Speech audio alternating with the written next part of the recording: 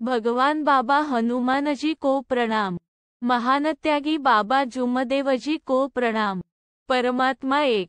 माझा अनुभव, दारूची कमाई व व्यसनाच्या धुंदीत माणुसकीला मातला, दुःखाने झाला बेजार व शेवटी मरणाला टेकला, तेव्हाच मानवधर्म आठवला। माझे नाव पवन लेखीरामजी धर्मशहारे आहे। आज मी माझा अनुभव या अनुभव मालिकेत माझा प्रथम अनुभव, मार्गात येण्याचे कारण सादर करीत आहे। आमच्या कुटुंबात माझे आईवडील, 2 मोठ्या बहिणी, एक लहान भाऊ व मी असे एकूण 6 सदस्य आहेत। असा आमचा एक परिपूर्ण सुखी कुटुंब आहे। आज जशी माझ्या कुटुंबात सुखाची परिस्थिती आहे, ती मार्गात यायच्या आधी अशी नव्हती। मार्गात येण्याअगोदर आमच्याकडे 15 ते 20 वर्षांपासून दारूचा व्यवसाय होता। माझे वडील स्वतः दारू तयार करून विकत होते, त्यामुळे पैशांची आवक खूप होती। आमच्याकडे त्यावेळी 25 एकर शेतजमीन होती। घरी सर्व गोष्टी उपलब्ध होत्या, सर्व काही योग्य पद्धतीने सुरू होते। आम्ही संपूर्ण कुटुंब व्यवस्थितपणे जीवन जगण्याचा आनंद घेत होतो। कसलीही कमतरता आम्हाला नव्हती। मराठीमध्ये एक म्हण आहे, जशी करणी तशी भरणी। ही म्हण इथे वापरण्याचा उद्देश असा की माझे वडील जेव्हापासून दारूचा व्यवसाय करू लागले, तेव्हापासूनच त्यांना सुद्धा दारू पिण्याची खूप जास्त सवय लागली। माझे वडील त्यांच्या वयाच्या 22व्या वर्षापासून खूप दारू पित होते। माझे वडील दारू पिल्यानंतर दररोज रात्री जेवण करताना भांडण करायचे, कोणतेही कारण नसताना आईला खूप शिव्या द्यायचे।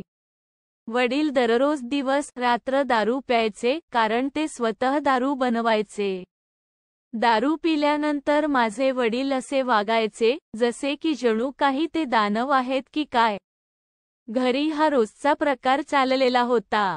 दररोज भांडण होणे, शिवीगाळ करणे, मारपीट करणे, या सर्व गोष्टींचा आम्हाला फार कंटाळा आलेला होता। आम्ही पूर्णपणे त्रासून गेलेले होतो।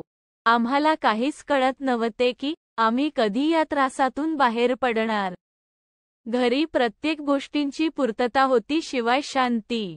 माझे मामा त्यावेळी नागपूरला राहत होते आणि ते परमात्मा एक मार्गात आहेत। माझी आई जेव्हा कधी मामाकडे जायची, तेव्हा मामाच्या घरी शांत आणि प्रेमळ वातावरण दिसायचा।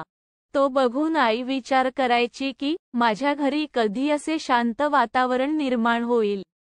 आई घरी परत यायची, तेव्हा ती सांगायची की परमात्मा एक मार्गात असलेल्या लोकांच्या घरी कशी शांती असते। मग आम्ही विचार केला की आपण सुद्धा परमात्मा एक मार्ग स्वीकारायला पाहिजे, त्याशिवाय आपले जीवनमान उंचावणार नाही। आम्ही माझ्या वडिलांना समजाविण्याचा खूप प्रयत्न केला की आपण परमात्मा एक मार्ग स्वीकारू, पण ते त्याकरिता तयार नव्हते। उलट ते आम्हाला रागवायचे आणि उलट सुलट बोलायचे, शिव्या द्यायचे। माझ्या वडिलांची मानसिकता अशी झाली होती की ते कुणाचेही ऐकत नव्हते।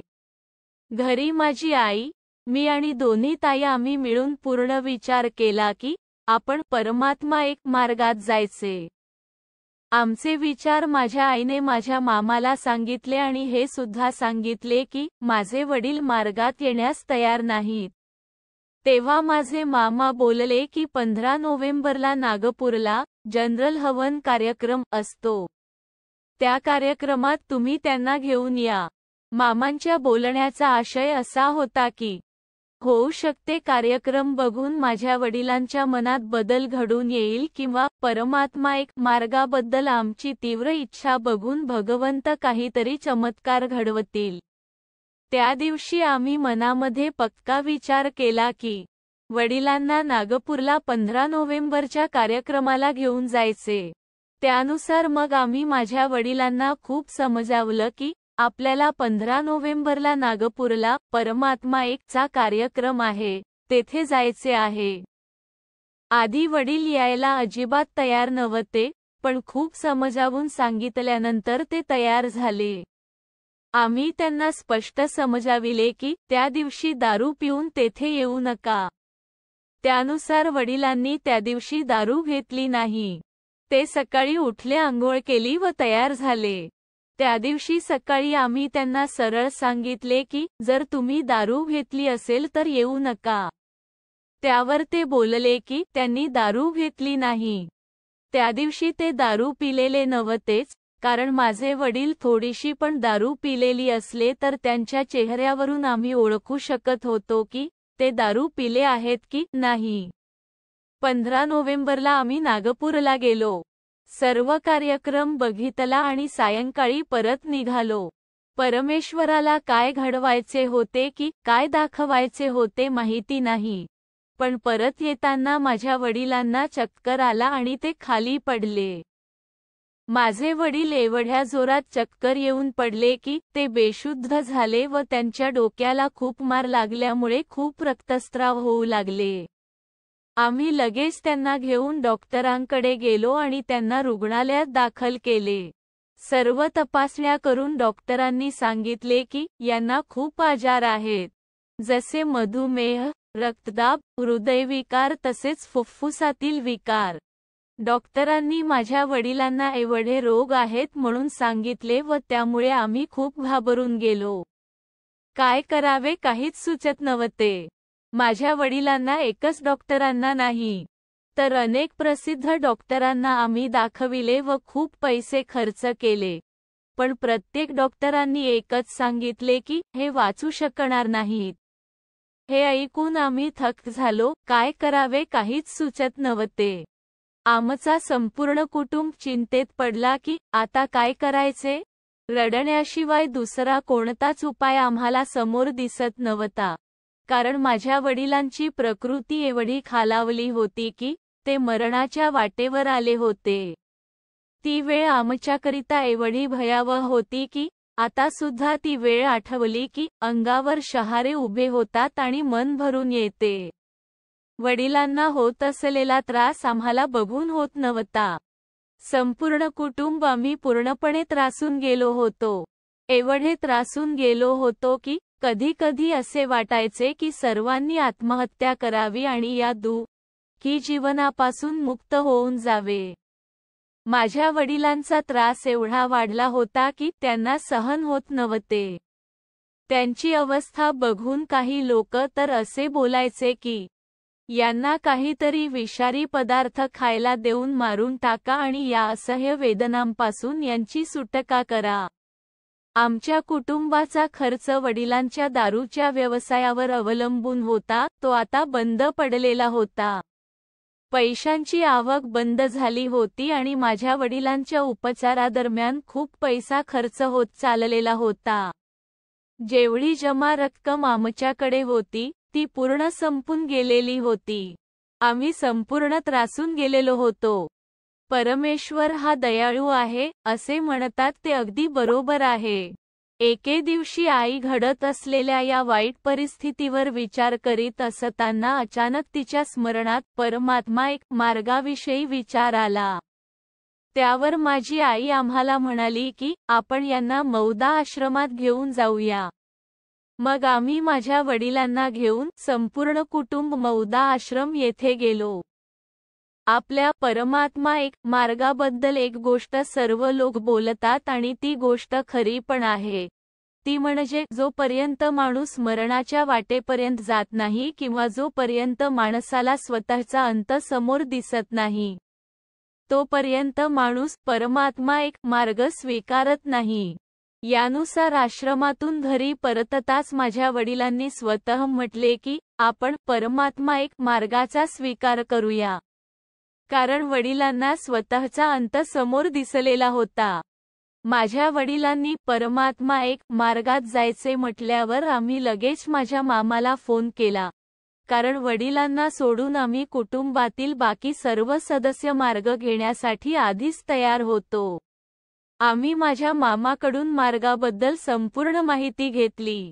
घरातील सर्व प्रकारच्या जुन्या गोष्टींचा, देवी देवतांच्या प्रतिमेचे विसर्जन केले.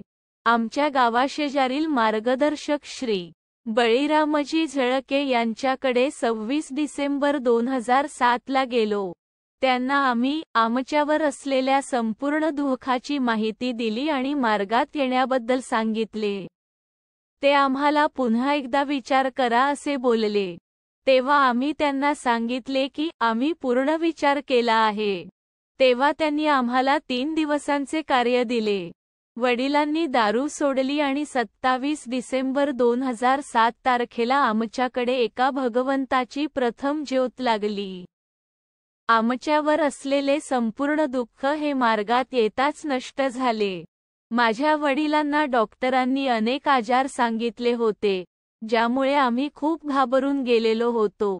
पण आपल्या या महान मार्गातील दैवी शक्ती, जी महानत्यागी बाबा जुमदेवजींनी अथक परिश्रमातून मिळविली, या दैवी शक्तीच्या कृपेमुळे आम्ही मार्गात येताच काही दिवसातच वडिलांचे सर्व आजार नष्ट झाले. त्यानंतर 2 वर्ष आम्ही साधे कार्य केले आणि नंतर त्यागाचे कार्य घेतले. त्यागाचे कार्य व्यवस्थित पार पडले आणि 42व्या दिवशी त्यागाचे हवन कार्य पार पडले. त्याग पूर्ण झाल्यावर आमच्या हातांनी बहुतेक काही कळत नकळत चुका झाल्या असणार, म्हणून आम्हाला समोर खूप आर्थिक अडचणी आल्या. आम्ही भगवंताला माफी मागून, योग मागून त्या अडचणींतून सुटका केली. त्यानंतर काही दिवसांनी आमचे मार्गदर्शक श्री झळकेजी यांचे वृद्धापकाळाने निधन झाले. यामुळे आम्ही 2011 साली लाखनी परिसरातील मार्गदर्शक श्री दीपकजी लांडगे काकाजी यांच्याकडून कार्य घ्यायला सुरुवात केली. मी माझ्या मनातील एक सत्य सांगू इच्छितो की जर आमच्यावर कोणतेही दुःख नसते, तर आम्ही या मार्गात आलो नसतो. कारण आम्हाला आपल्या या परमात्मा एक मार्गाचे नियम आधीपासून आवडायचे. आपला मार्ग एवढा महान आहे की या मार्गाचे कितीही गुणगान केले तरी ते कमी आहे. या मार्गामुळे आपल्याला कोणतेही व्यसन लागत नाही आणि या मार्गामुळेच आज मला साध्या सुपारीचे सुद्धा व्यसन नाही. खूप हलाखीच्या परिस्थितीमध्ये असताना आम्हाला हा महान मार्ग लाभला आणि आम्ही आता चांगल्या सुखी जीवनाचा लाभ घेत आहोत. आज बाबांच्या आशीर्वादाने आमचा छोटासा चुना उद्योग आहे. बाबांनी दिलेल्या 4 तत्व, 3 शब्द आणि 5 नियमांचे पालन आम्ही संपूर्ण कुटुंब करीत आहोत.